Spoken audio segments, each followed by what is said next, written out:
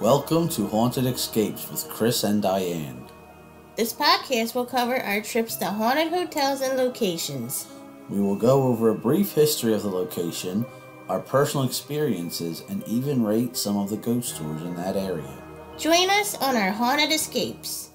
Cold Spring Village is a living history museum located in Cape May, New Jersey. The story of Cold Spring Village begins in 1973 when Dr. Joseph and Patricia Ann Salvatore acquired Cold Spring Grange. Over the next 8 years, the Salvatores assembled a collection of 18th and 19th century buildings on 22 acres of wooded land between Routes 9 and 626. The Salvatores and their children, Rick and Kate, collected furnishings, fixtures, tools, and implements for the buildings.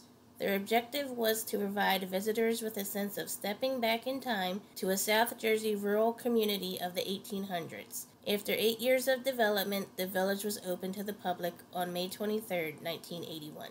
Welcome to Haunted Escapes with Chris and Diane. Hello! This is Season 2, Episode 2, where we went to Cold Spring Village in Cape May, New Jersey. Yes, we went to historic Cold Spring Village, and it was quite an experience. We went down there, and it happened to be Paranormal Weekend. That was really cool. It was cool to see all the different paranormal groups and the mediums and the psychics and everybody. Yeah, we actually went and did a tarot card reading, which was pretty cool. That was my first time that I, quote-unquote, professionally got my tarot cards read. Chris had done my tarot cards a couple years ago. Yeah, when we first got together. It was a long time ago. So what are your first impressions of Cold Spring Village? So Cold Spring Village it's really cool. It's this, people who own it, their family bought like a big plot of land, and they moved all these buildings from all over that were all old and historical. And then they just took the buildings and set them up on the land so it would look like a little village. It's not like an actual historical village. It's got houses from different villages, and they just took them and they placed them so when you go there, you can kind of get the feeling of what it would be like back in that time. And it's pretty cool. And they have actors who walk around all dressed up in those types of clothing. And it was really neat. I think that's one of the things that makes it very unique is, unlike a place like, say, Williamsburg, Virginia, you go to Williamsburg, Virginia, and things happen there. This Cold Spring Village is a little village that has a schoolhouse, a bakery, and things like that from the time period. And there are just different historical homes brought in from different areas around Cape May. Yeah, it's basically a hodgepodge little village, but it's really cool. And when you go there, like I said, the actors are very good. They know their history, and you can like walk around and watch them as they'll perform whatever the job was. They have everything from a bookbinder to a printer to a blacksmith, pottery, bakery, all of it. And then besides those, they have actual houses that you can go to, and a lot of them are open that you can actually walk into and like see them. But then there are other ones that are locked and closed and they won't let you in. And a lot of the houses there are very haunted. Yes, that's what everybody says. When we were talking to these people at, what was it called, EVP, New Jersey? I'm pretty sure that's what they were, yeah. They're like a group of ghost hunters, and we were talking to them, and they had a whole lot of real cool stuff to say about Cold Spring. And they had a lot of photos and stuff that you could look at, and you could see some really creepy stuff that they caught when they would do full-on paranormal investigations. Because I guess you have to contact the people who are in charge and run it. And if you have a paranormal group, you can actually go there and you can investigate the entire village, which is really cool, and I would like to do that. Yeah, that was really cool. It was cool to see all the different pictures and hear different experiences. And also, I noticed, like, we were talking to these people, and they were all very friendly, and they were very inviting, and, we're still new, but they listened to us. We told them about our podcast, and they were telling us about all kinds of places to try to check out and go see, and so they really helped make you feel you were part of that community, which was really, really neat. And now we want to eventually, it's in the plans, we're going to create another like show that we're going to probably do on YouTube, where we want to actually go and investigate different locations and stuff like that. So right now we're just starting with that, with the outline.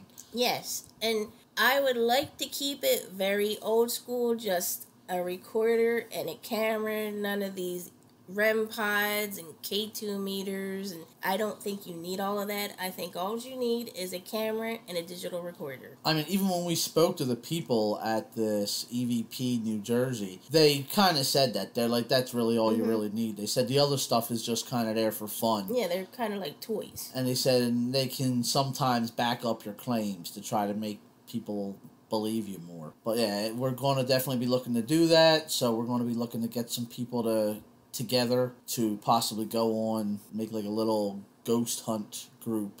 Yeah. And we're going to start going places. So we're going to be looking for some people. So look for that in the future. Yes. We also have a couple other things that we're getting into, but we'll talk about that later. Right now, we want to get back to the topic at hand. So, Cold Spring. Do you want to get into the ghost stories? Yes. So, the ghost stories there's a lot of them. The walk we went on, it started at 8 o'clock. 8 o'clock, and it wasn't over till almost 10. It was over around 10:30. It was supposed to be 8 to 9, but since it was Paranormal Weekend, the tour guide let us go into 2 of the buildings. Yes, which was pretty cool. And he told us, like they would tell us the ghost story, and then we could go into the buildings. And a couple of the ghost stories, I will say, that he told us, I was taking pictures while Diane was recording the voice so we can make sure our stories were right. And a lot of the things that he said were ghost stories, I caught quite a few things, which you guys who listen, you'll see that when Diane does the new video and posts on YouTube, where it's basically the same podcast, but she puts all the pictures on it, and we'll show you these ghost pictures. They were quite good. I think I'm actually going to send a few to the tour guide, because he was telling us send it to him, and they work with that EVP New Jersey and a couple other ones, and they're always looking to add new like ghost photos and stories to their growing collection. So people, if you can look forward to seeing a lot of these things. Yeah, I'll post the pictures that we think we caught, like some activity. I'll post them separately as well as in our YouTube video, just so you could just see them, kind of like a slideshow. Alright, so when you first go into the Cold Spring, the first place they take you to is called the Grange Restaurant. And we actually ate there, and the food was delicious. It was very good. When you go in, you would not think it, because it's not very big, and it doesn't look like, it just looks like a little like diner type thing, but the food was phenomenal. They made some excellent food. It was me, Diane, and my aunt, who she's actually going to be joining us on ghost hunts and stuff. So when the first episode, when we actually do that, we'll introduce her to you all. She's been in the paranormal for years, and she has all sixth sense. Like, she'll get like feelings, and it's really crazy the stuff that she can come up with. And she's really a really fun person to hang out with. Yes, she is. So we're looking to try to get to Gettysburg and do the Cashtown Inn. So hopefully we can get there, and we'll have her with us, and probably my one brother. But again, I'm getting off topic. Let's get back to the story. So the Grange Restaurant. Yes. So as we were there, the first stop on the tour was the Grange Restaurant. And the tour guide told us the story was that they say that there's a cook on the second floor that is known to bang pots and pans and also play piano. Mm-hmm. And they say that you can see his face every once in a while when you look up at the second floor window, which was a pretty cool story. I actually do have a couple pictures of the window. I didn't see anything in it, but you'll know what they're talking about when we post that. Yes, and I'd also like to say that I posted an EVP session from the Harry Packer mansion that we were at a few weeks ago. I don't think we picked up anything, but I put it out there to see if anybody else hears something that I didn't. Yeah, the quality's not the greatest. We kept having some weird thing where it would have like a strange sound that would echo over the recorder. But yeah, Diane posted that. If anybody hears anything, just put it in the comments. Find the timestamp, and we would like to listen to it and see if we can't hear it too. So after the Grange restaurant, the second stop was the brewery. So the brewery is really cool. It does all craft beer, and if you go to the Grange restaurant and you have lunch or dinner there, they give you on your receipt. You can go to the brewery and you get a free 16-ounce beer. Yes, we were going to do that, but somebody forgot their ID, and since he's so baby-faced, we were scared that he would get carded. Yeah. We were ready to go in there to have the drink, and I realized I didn't have my ID on me, and I was like, damn. Everything I hear about the place is really good, but we did get to see the outside of it, and it's really a really nice looking brewery, and I can't wait to go and actually go in there and try the beer. So here's the stories from the brewery. There's a story of a man who's seen standing right to the right of the fireplace, and I think he said it was the entrance. And he said the bartender there doesn't like seeing the guy, and it I guess freaks him out. And they've actually caught this spirit on their surveillance cameras.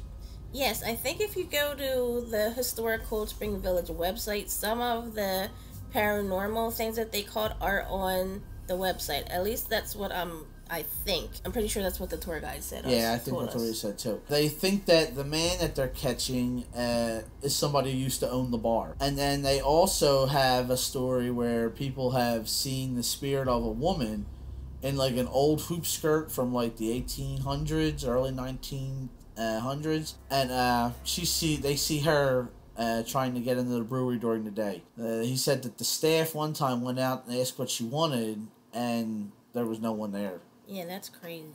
That would be weird. There's a lot of that. As we get into more of the stories, there's a lot of that where some of the spirits are causing, like a ruckus, and the staff goes out and they're not there. Yeah. So the next place was the bookbinder shop. Now, when we went to the bookbinder shop, I had a real weird feeling around there. Like the air just felt really heavy, and it was weird. I didn't like the feeling of it, and they told us the ghost story for that is that they've caught shadow people there. Yeah. And they said that things move around all the time. They've seen shadow people run from the blacksmith shop and into the loft of the bookbinder shop. And then they said there was a story of a young boy or girl, or he just said it was a kid, was working in the bookbinder shop and said that the shadow person was staring at him and he was terrified. And they say that outside of it there are pillars. And they said that these pillars are known to draw energy from you or your electronic devices when you touch them. He had a bunch of people go over and put their hands on it. We did it. I didn't really feel anything from the pillars, but the air around the building was very heavy, and I didn't like it. It weirded me out.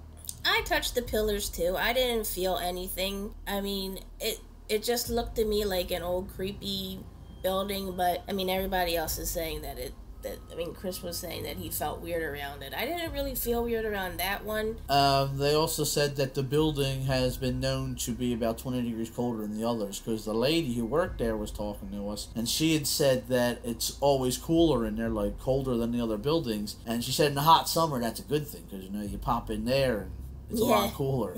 Okay, and then there's a weird looking building called the Octagonal Poultry House. It was built as a chicken coop in 1888. And our tour guide said that shadow people are seen all over the town, but even they don't enter this building for some reason. And that one, I don't know. That one gave me a weird feeling. I don't know if it's just because of the way it looks or it was giving off some kind of ghostly vibe. Yeah, I took a couple pictures of it. I don't think I caught anything there, but it was a pretty crazy looking building. Because all the other buildings, they're standard buildings. And then you look at this house and it's this weird octagon shape. It's interesting that none of the ghosts are supposedly seen around there. So I wonder what that's all about. I don't know if there's because as we get more into the stories, there's a couple ghosts or spirits that aren't as nice. I don't know if they're scaring other people away, other spirits away. Well, that could be. And then there's the Ezra Norton house, which is now the bakery. It was built in 1850 by Ezra Norton. He was a farmer, and he used it as a store. Today it's used as the bakery, and footsteps are heard on the second floor and things move. The ovens open and close by themselves, pans rattle. A girl was mopping the floor as the phone rang. When she looked back, the mop was moving on its own. A man saw a broom move out from the wall and make sweeping motions and then move back. The smoke detector in there started playing Beethoven. And also, a girl heard her name be called by a male voice. Hey, I'll take a ghost like that, man, any day. They clean for you? Hell, that's great. And when I was hearing the story, it reminded me of Fantasia and Mickey Mouse with the enchanted brooms and everything. But hey, yeah, if they're gonna make themselves useful and clean up, then hey. Where do I get one? Then we went to the former home of Reverend David and his wife Maria Gandy. It was built in 1830. He raised 6 kids in the house. It's a really tiny house. Yeah. It's like 1 room, I think, is all the thing was. And they said, and the tour guide said that that was the typical size for poor families at the time. I couldn't imagine a room that small raising 6 kids plus you and your wife. I know, but you gotta think, most of the time they were probably outside working, getting water, feeding the chickens, doing farm work, and then I guess they probably just slept there. Yeah, really came inside at night. And it's a sad thing because they had 6 kids in the house, but only 4 of them survived into adulthood. He said a lot of families, and this was something this is really sad too. Tour guide said a lot of families back then would not name their baby until after at least 1 year because disease would kill so many babies. That's awful. Yeah, it is. I didn't know anything really about medical stuff. Thank God we live in a world where we can treat stuff. Amen. Absolutely. And then they told us when they started doing work on the house, they started seeing a little boy who would come out from behind the building and he runs to a barrel and then disappears. Yeah, there was a barrel sitting like outside to like the left of the door. Mm-hmm. And he said he would do it about a week, and then when the work was done, the apparition would just stop. He said that they thought he was a residual haunt, but last year he was seen coming out on the opposite side of the house. So, residual is usually they follow the same pattern over and over again, kind of like a video that's just on a constant loop. So by this boy now going a different way, they now no longer think that. Now they think that it's an intelligent haunting, and he actually knows what he's doing. Yeah, I mean, I like the way the tour guide described the residual haunting as thinking of it like a memory that just does the same thing over and over again. And I'm wondering if like the little boy is he like hiding from all the people that are walking around the village? That could be. Or is he like playing a game? That could be too. And we didn't catch anything, but there was a lady who was in the tour group with us, and she was right behind us. And as we were walking, she let out a shriek, and I turned around to see what was wrong, and she told me that she had seen some orbs. Yeah. Flying at her. I didn't catch anything. I took pictures. I didn't catch nothing, but that's pretty cool. And then there's the ice cream shop. There's a spirit of a Lenape man seen at a crossroads by the ice cream shop. Sometimes he disappears at the crossroads. The groundskeeper saw him and they had a 5-minute conversation. The groundskeeper dropped his rake, and when he went to pick it up, the Indian was gone. That's crazy. I know. Civil War reenactors see him the most. The Lenape village was where the Wildwood Airport is. So it's not far from Cold Spring Village, but it's not that close either. No, yeah, but still, considering that's not that far, it's really not that far away. I mean, Wildwood's what, 20 minutes? Yeah, and they think that the Indian spirits are following the old path to the cold spring to get water. Yeah, because that's what the village is named after. There was a spring that runs underneath it. That's how they gave it its name. And a lot of paranormal things say that when there's water like that, and there's a lot of, I think it was quartz rock, it holds, if you won't believe everything like that, they say that type of stuff holds a lot of energy, and the spirits need energy in order to do things. So that's why they said a lot of people who go on these tours see a lot of things and experience a lot of things.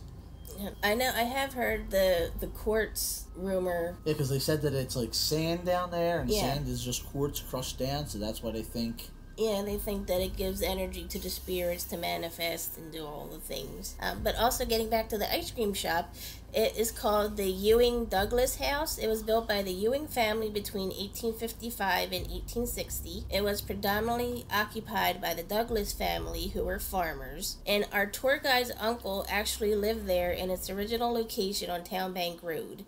Our tour guide visited as a child. Back then, a woman leased the house as an ice cream parlor, which it is today, and she placed a doll in the window to draw customers. A paranormal group investigated and the doll moved. There are 3 spirits in the home, or in the ice cream parlor. A woman named Emma, who walks with a cane, and sometimes she is seen on the first floor. When she's upset, she knocks things over. And furniture would get knocked over too. On the board listing the ice cream flavors, vanilla was spelled incorrectly. Craig McManus, a medium, asked her what was wrong. She is said to have been heard saying that the spelling was wrong. Once the spelling was corrected, things calmed down. Our tour guide did research and found out that Nathaniel Douglas's wife was named Emma, and she was a school teacher. That's pretty cool. Oh, that gave me goosebumps. That's a good story. Also, there's a little boy on the 3rd floor. He is heard giggling. He runs around, and when our tour guide was a kid, he used to hide things. He also bounces a rubber ball. And there's a residual haunting of a teenage girl, and she is seen in the window. Yeah, but she doesn't do anything. She's just sitting there staring out. Yeah, that's a little creepy. I know, right? I think that'd be creepier than the intelligent haunting. Next is the schoolhouse. The schoolhouse was built in 1850 by Randall Marshall. He was the owner of the Marshall Mill Glass Works. He built it for his employees' kids. They say 2 men are heard arguing inside. They think it's Randall Marshall and his son. Randall Marshall's son wanted to be a school teacher, and Mr. Marshall wanted him to work in the family business. Spirits of children are also seen around there a lot. Like, there was this one photo when we were talking to the EVP New Jersey people, and it was taken from inside the house, and they snapped a picture through a window, and you can see as clear as day what looks like a little girl in like the old-fashioned outfit, and she's got like a lantern, and she's walking down the road right next to the house. That's good. That was a creepy video. They might actually have photos of that on their website. Yeah, check out EVP, I believe it was called EVP New Jersey. Yeah. And didn't you also get a picture of someone at the schoolhouse? Yes, I have a picture where it's on like it looks like it's near like the wall or the door jamb, and it looks like a man with like an old hat on his head, and we'll post that on the thing when Diane puts her videos up. Yeah, Chris was getting a lot of... Yeah, I did get a lot of things because just every time, like, I would get like that weird feeling where it would feel like real heavy, and I would feel uneasy. I would just snap photos. And then when I went and I looked at them, I got a lot of really cool pictures. Where was I? They say spirits of children are mostly seen, and children are heard singing and giggling. And the one, they have a teeter-totter outside, like a seesaw. And our guide said that there have been people who have actually caught on video. Oh yeah, the seesaw. It actually moving when nobody is by it. That's which crazy. Is pretty crazy. So they also, our tour guide was filling in for the schoolmaster, and he had a piece of chalk on the back of his head. Yeah, he was like doing where they, like I told you, they dress up in costume and they reenact what was going on. Mm-hmm. And the tour guide just so happened to be he was playing the school teacher, and then he was, I guess, talking to somebody and giving part of whatever their lesson is that they talk about when you go there, and he got a piece of chalk thrown at his head. Could you imagine? That must have scared the bejesus out of him. I know, right? I would have been out of that house. I'd have been like, oh well, put the sign up, go on to lunch. Go on to lunch. The next house is called the Spicer Leeming House. Spicer Leeming House. It was built in 1800 by Spicer Leeming, and it said that in the master bedroom, Jacob Spicer is seen. He was a very wealthy, and he and his partner Aaron Leeming wrote concessions and agreements, which was a prelude to the U.S. Constitution, and gave everybody in West Jersey the rights that the Bill of Rights eventually would have. He said that one time he was on a tour there, like doing a hunt there, and they got an EVP saying, "I'm a compassionate man." Now, they think that was Jacob Spicer, because they said that the story is he went up to Burlington to purchase some unclaimed land that he was supposed to share with everybody in Cape May. However, when he got up there, he saw it was oyster beds and good timber, so he bought it for himself, and he didn't share it with anybody. So the village found out, and they shunned him for the rest of his life. And his relationship with Aaron Leeming, his partner, fell apart. There's an image of a man named Caleb dressed in a big floppy black hat, and one of the neighbors of Jacob Spicer was Caleb Carmen. Yeah, so that's who they think is in the picture. Then they say there is a spirit of a little girl who may be one of Leeming's children. They said she usually appears in the second floor window. Said a group went into the house during the day and saw a little girl standing on the second floor landing. A reenactor was demonstrating open hearth cooking at the time, and the second floor was in disrepair, so no one should have been up there. She looked at the landing and did not see anyone. She went outside and looked up at the second floor window and saw a little girl. That's crazy. That's really creepy. And then Hannah Leeming, who was Spicer Leeming's wife, is seen in the house as well. The sensitive on a ghost walk went up to the house and knocked 3 times and asked Hannah to show herself. She heard 3 knocks back. She took a photo and got a profile view of her in the window. The sensitive continues to bring flowers to for Hannah Leeming's grave. That's pretty cool. Yeah, and that sensitive is also the one who took the picture and said that she was telling our tour guide that she felt such a close connection with Hannah Leeming that she didn't want to give the picture to our tour guide for about 3 years or so. Yeah, something like that. And then she finally gave it to him, and then he showed everybody. Yeah, that was pretty cool. So there's also the Corson Hand House. It was built in 1830 by Aaron Corson, who was a ship carpenter and sometimes a ship captain. He sold the house to Philip and Rachel Hand in 1839. When the second floor of the house was restored at Cold Spring Village and antiques were moved in from the Spicer Leeming house, the house became active. A spirit of a man and woman are on the second floor. The woman stays in the corner and the man is seen in the window on the right hand side. He does not like the tour guides, paranormal groups, his wife, or anyone. And he doesn't come downstairs, he just stays on the second floor, so I guess that's just like his domain up there. His thing. Next is the Welcome Center. They say there's a man who smokes a cigar in the corner, and sometimes people see faces in the windows. Now, this is something when the photos are posted. I took pictures of the side windows, and you'll see what looks like faces in 2 of the windows. Yeah, it's really creepy. And that was the building that we went to where we had our tarot cards read, and where we met the people from EVP, New Jersey. There's a story that there was a girl who was closing after a wedding on the second floor, and she happened to hear noises downstairs. She went to the top of the stairs and heard what sounded like a meeting going on the main floor. So she went downstairs and the voices stopped. She looked and there was no one there. She went back upstairs and she heard the meeting going on downstairs again.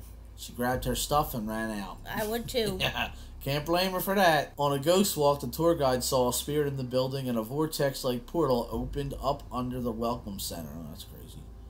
Now, not to sound too far out there, but our first apartment together, you'll know what I'm talking about. In the hallway of our old apartment, we would swear that there was some kind of either portal or way for spirits to cross over, because that duplex was haunted. Oh yeah, that duplex was freaky. You would hear someone coming up and down the stairs. One time Diane was sitting there and I was at work and she heard and saw the handle of the front door jiggling like someone was trying to open it.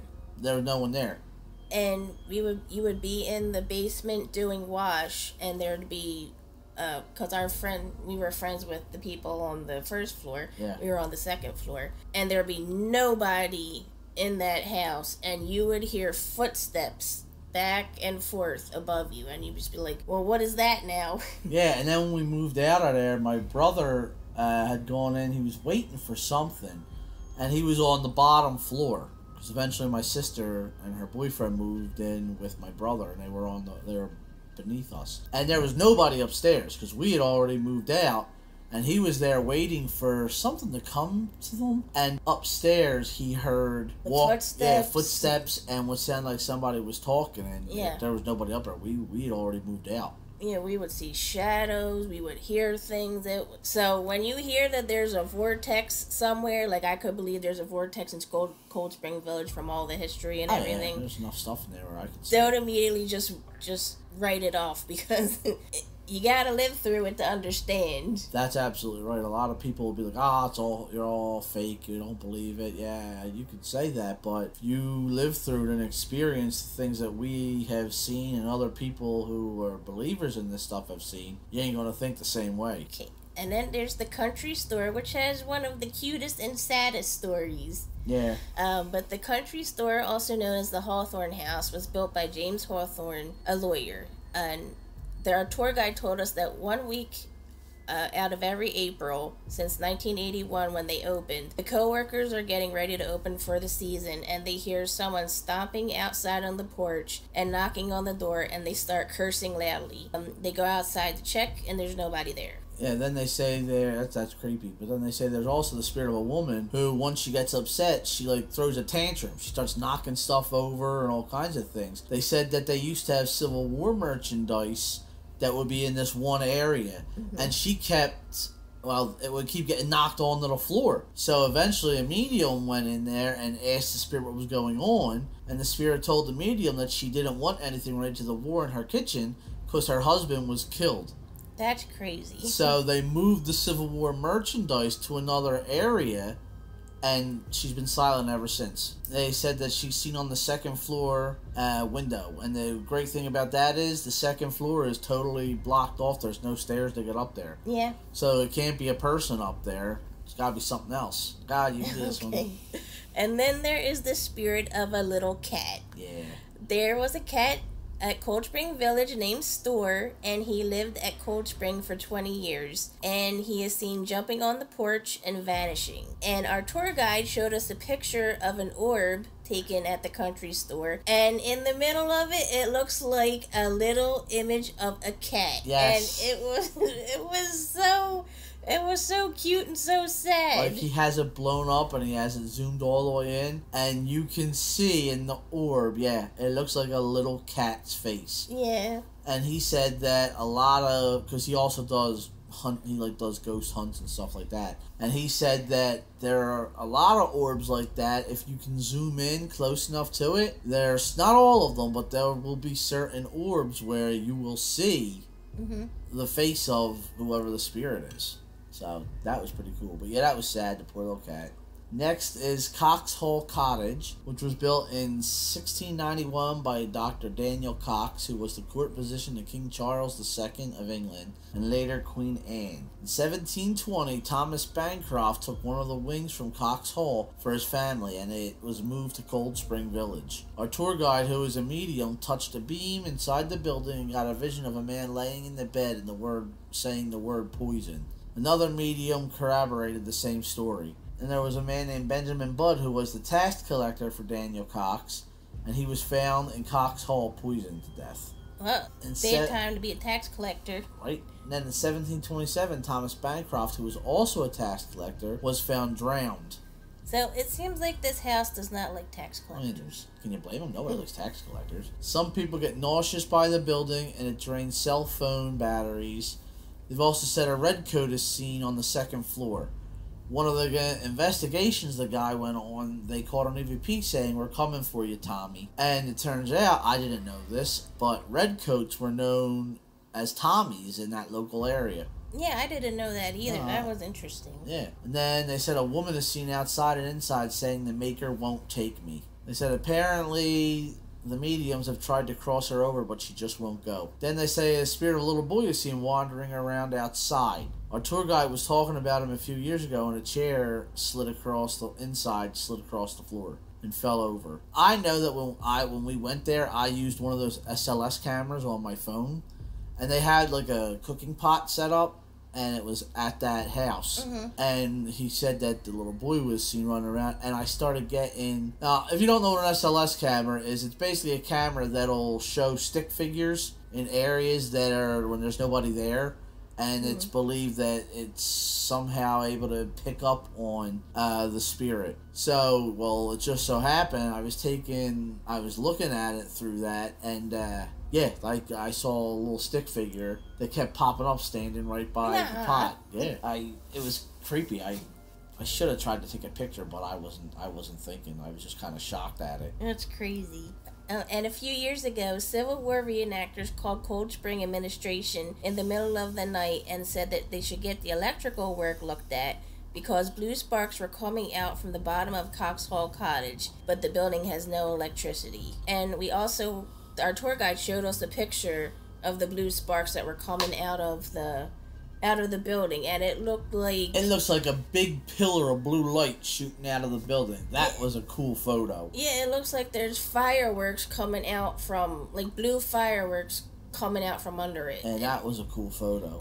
It was insane. And then we come to the Dennisville Inn, which they say is the most haunted building in Cold Springs. Is this where you felt somebody? Yes. Okay. This was when we went a few years ago. We weren't going on a ghost tour or anything. We were just going. But we were outside of here, and I got, like, the feeling that I thought I saw what looked like a woman on the stairwell, and I didn't know what it was. I thought that maybe, because at the time the stairs were open, you can go upstairs and look at the top, but the stairs aren't open anymore. And when we went to this store, like on this tour, they told us that there's supposedly a lady named Molly, who lived on the 3rd floor, and she was the maid, and that she's been seen in the tavern in the dining room. And they caught an EVP that is her saying, "Get out." Oh, that's friendly.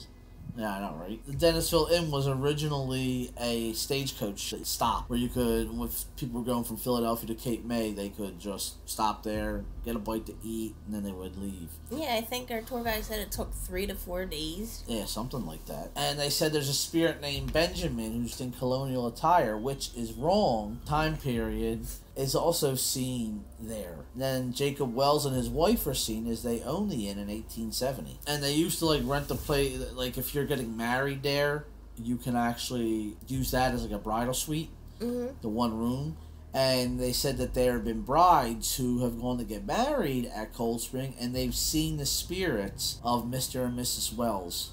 That's crazy. And then the other story they say is Mr. Henderson is seen in the tavern, and he pulls women's hair or pokes them, because back in the day, the women were not allowed in the tavern. There's a mirror in the hallway that they say also houses a strange dark figure. I actually got a pretty cool picture inside the tavern. It's in the window. You'll see that too. But I guess, when we were there were a couple women there were trying to, provoke Mr. Henderson to do something, but in the tavern. But I guess he just wasn't interested.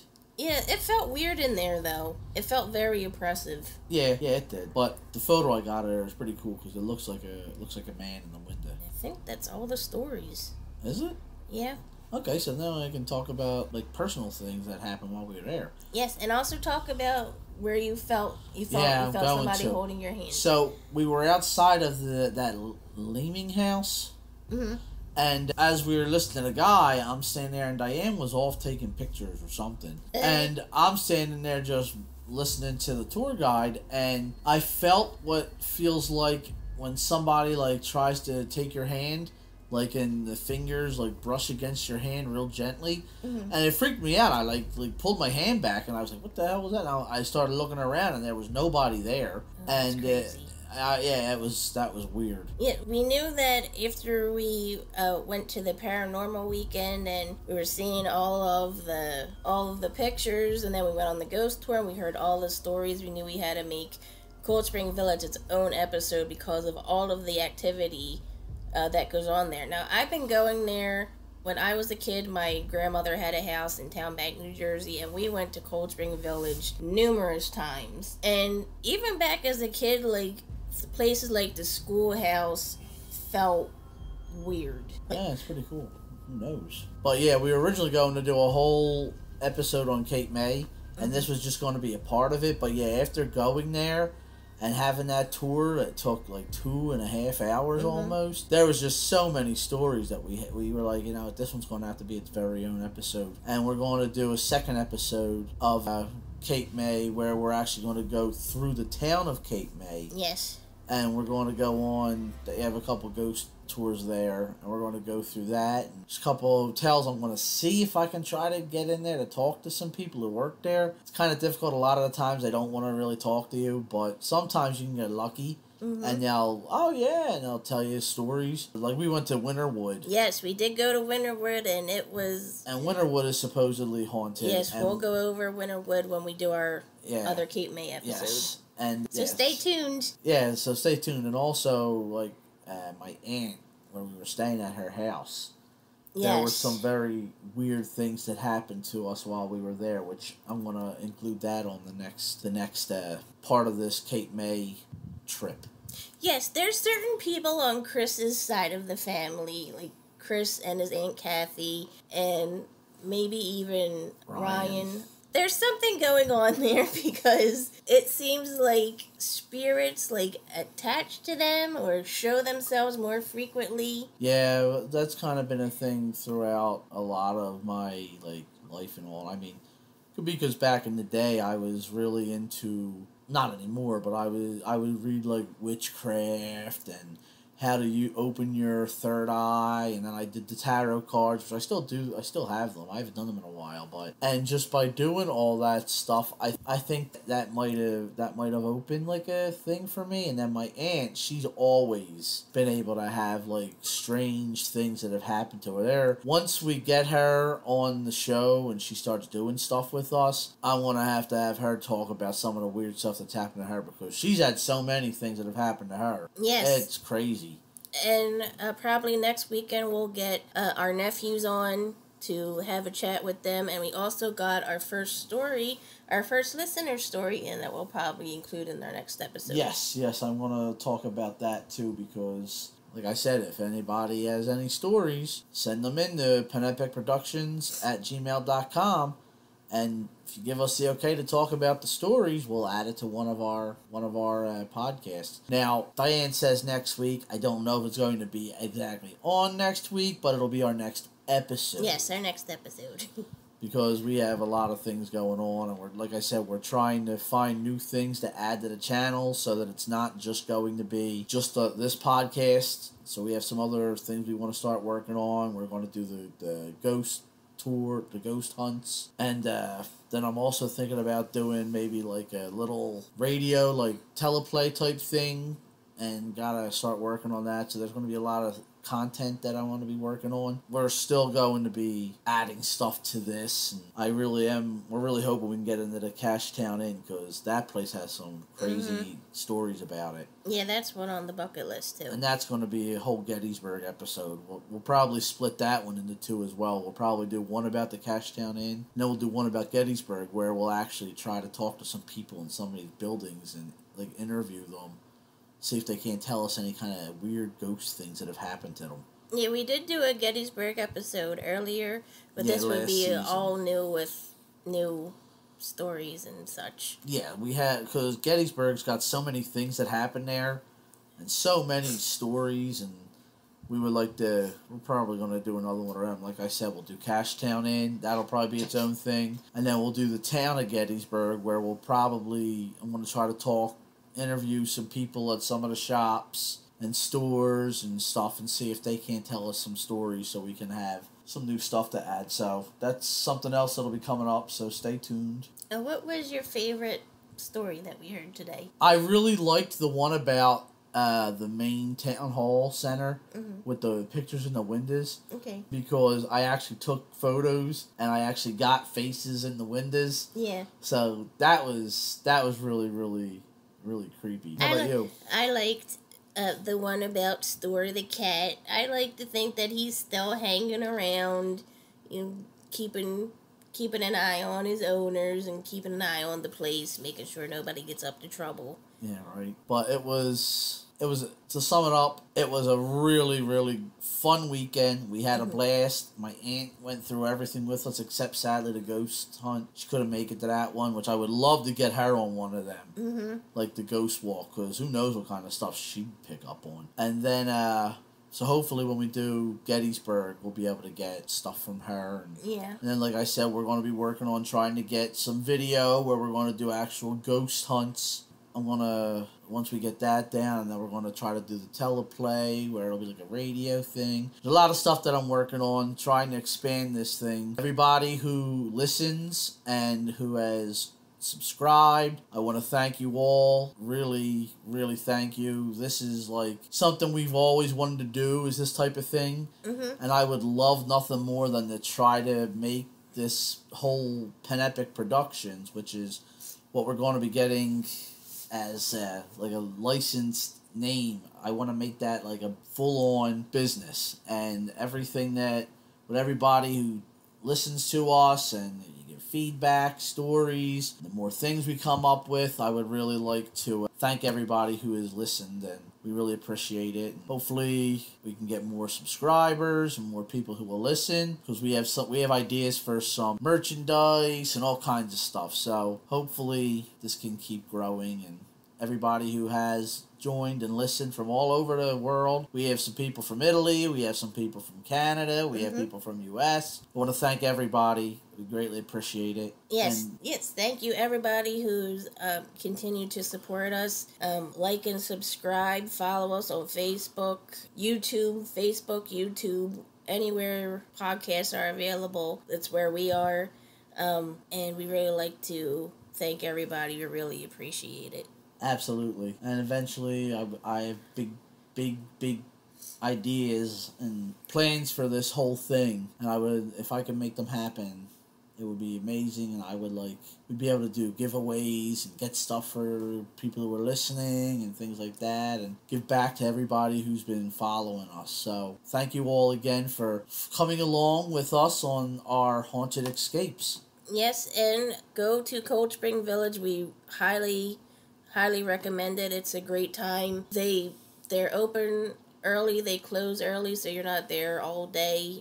It's not like a 12-hour thing where it's enormous and then you get tired and everything. It's a good size.